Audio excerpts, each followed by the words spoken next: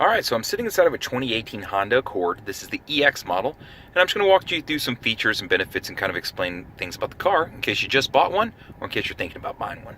So let's start over here on the left side. I'm going to start you on your windows. They are powered windows. You do have auto up and down on your driver and passenger side. Right here is your window lock, so you can tell when it's on with the LED light. Above that is, of course, your door locks. Your mirror controls are right here, so switch over to the left. You can adjust on the pad. Center will center it and not affect anything, and then all the way to the right, you can affect the right side also. Now moving on to the dash, you can reset your trip right here, so that's what's going on there. This affects your Honda sensing, so you can turn it on and off, so just be aware of that. Vehicle Stability Assist works with your traction control, so in the event that you go into a skid, this is going to transfer power to whichever wheel has better traction to help correct the skid, so that's what's going on right there. Moving up to the steering wheel.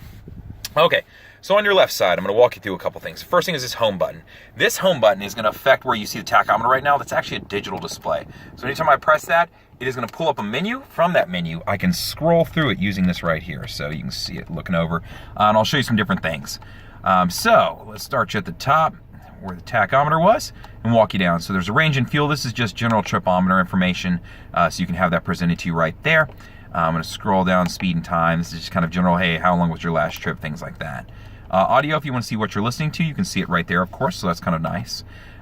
Phone, if you want to get your Bluetooth. Traffic signs, I really like this one. This one actually uses the camera up here in the box, so this is what it uses also for your lane keep assist. And what it does is it reads the traffic signs and they will appear in this box right here.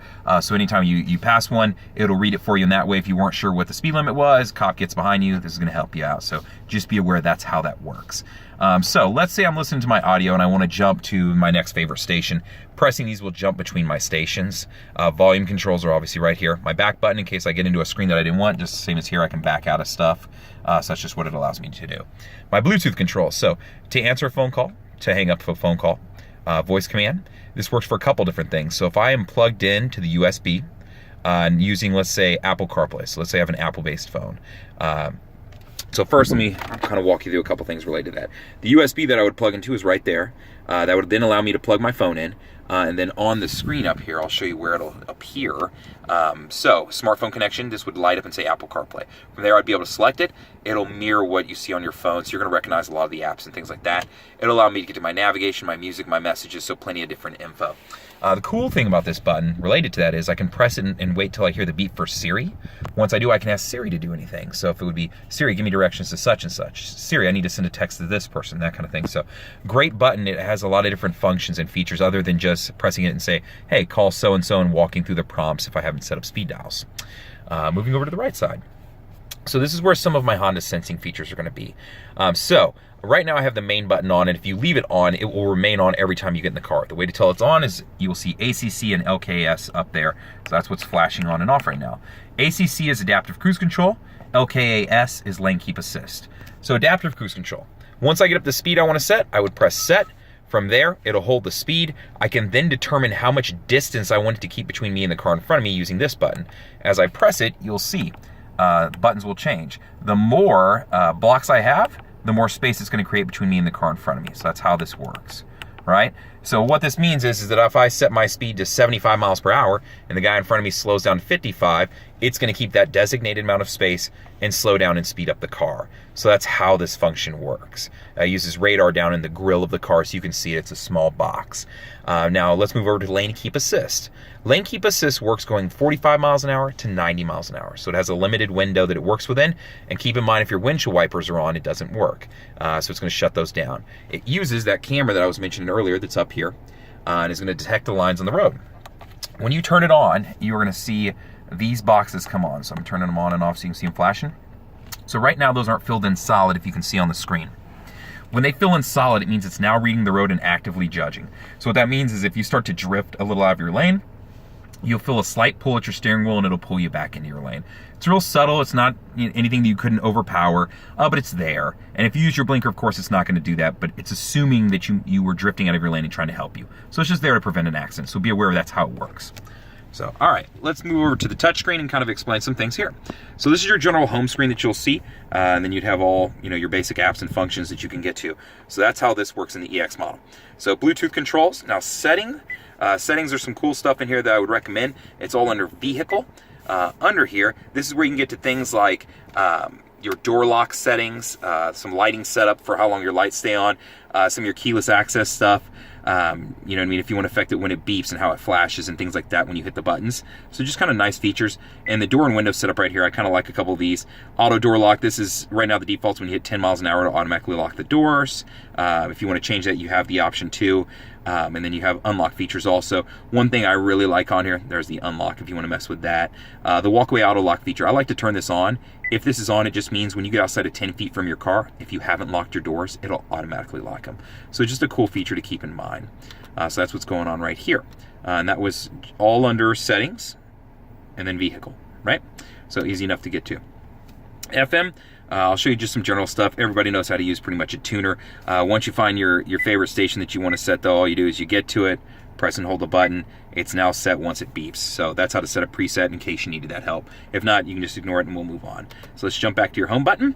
Bluetooth audio, and you know, if you had anything saved to your phone or you're streaming music off your phone, this is where you would do it. You just have to connect up to the car. Smartphone connection, this is where I was telling you can plug into the USB. That is right down in there.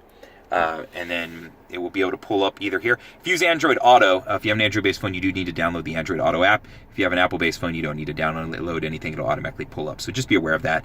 And it'll prompt you with a couple, you know, kind of walkthroughs, but once you've done that, you're good to go. Other than that, tripometer information is going to be right here. So if you want to get that info here, you can also get it over here. I was showing you earlier. So it's just depending on where you want to see it. So that's what's going on there, right? Let's move back out of this. So text message function, it'll read some text aloud to you if you have them. And then the car comes with 90 days of satellite radio, which is 100% free until the trial ends, right? If you want to continue, you could call XM.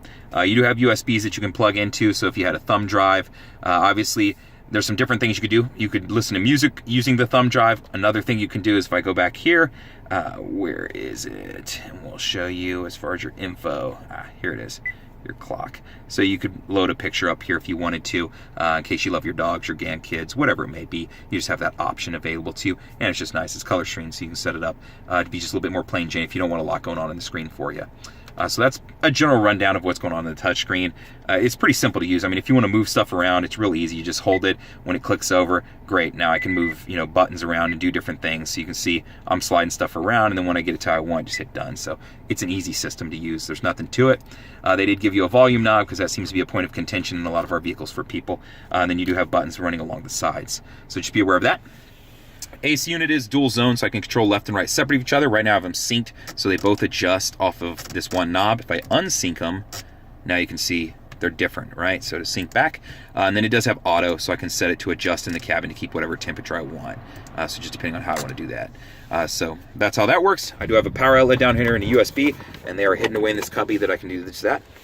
Down here, probably some of the 3 most commonly asked about buttons. So the Econ button, anytime you engage this, you'll see this green leaf come on in your car. So you can see me turn it on and off. It improves gas mileage of the car beyond what's on the sticker, which is 30 in the city and 38 on the highway. It affects the AC unit and the accelerator, so be aware it's going to limit some things.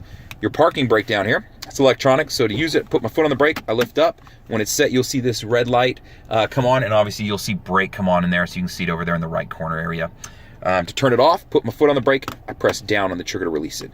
Brake hold is set up to where if I am in drive, I have to have my seatbelt on for this feature to work, so be aware of that. When I come to a complete stop while the car's still in drive, it will actually hold the brake for me to where I can let my foot off the brake and keep the car in drive. So it's just a convenience feature. It's designed if you're in stop-and-go traffic to make life a little bit easier. So that's how that works. I have an EX model, so this is a cloth interior. You can see it's a little bit different finish from the previous generations, a little bit more of a nylon fill. I do have like a wood grain finish on my my dash, and this is a two-tone interior because all the tops are always going to be black in all of my vehicles, no matter what the interior color is, along with the floorboards. That's just to prevent dirt, and then you'll see everything else is going to be colored depending on what I'm in. So you can see it's got a nice leather finish to it in here on the sides. The armrest fill, and then I'll show you the back seats just in case you want to see them. It is an EX model, so I do have a moonroof that I can crack or send open to send it all the way back. You just press back on the trigger. I'm not going to open it all the way. And then to crack it, I would press straight up on that trigger. And then to close it again, press forward, right? And then I've got sunglass holder, map lights I can turn on. This switch sets it to where if I have this on and I open the doors, these lights come on. If I turn it off, they don't turn on. So that's just what's going on up here. I don't know if you can see that with the lighting, but that's what's going on there. If you have any questions, feel free to reach out to me. My name's Justin. You can email me at jfuller@howdyhonda.com. That's the letter J and then Fuller. You can always call me. I'll give you my cell phone number. It's 210-414-0906. Or you can call me on the business line at 512-443-4300. Or you can just respond to the YouTube video. I'd be more than happy to help you out in any way I can. Thank you much.